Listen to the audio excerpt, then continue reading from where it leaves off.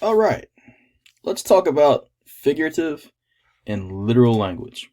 Okay, this is going to be basically a brief intro as to what these two concepts are. There are many types of figurative language, and I'm going to break those down for you in separate videos. But to begin with, let's understand what figurative language is. Because if you can understand figurative language, you can understand anything you read. Poetry, plays, essays, novels, it doesn't matter. They all use figurative language, and you can use all of this to understand what they say. Figurative language and literal language are different things.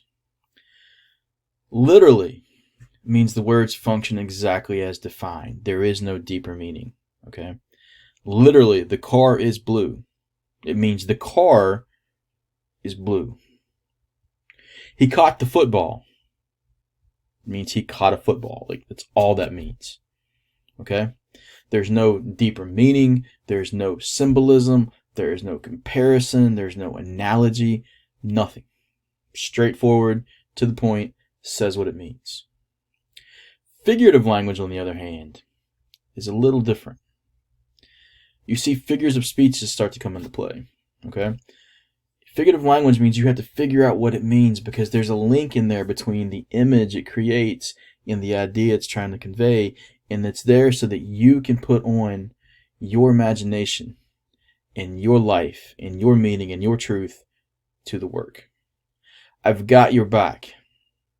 Now, we all know that means that someone is going to protect you, that someone is going to back you up. If it was literal, it would literally mean I have your spine in my hands. I have your back in my hands. But we know that means I will back you up.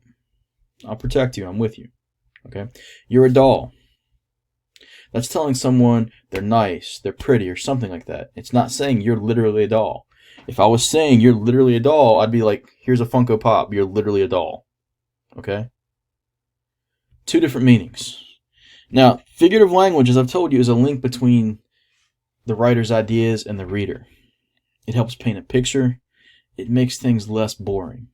And for me as a writer, figurative language allows me to put a little space in my work for your imagination in life. If you understand figurative language and you understand the tools that are in figurative language, you can understand anything. Suddenly works like Shakespeare and poetry and really dense books that seem hard to read are going to be pretty simple.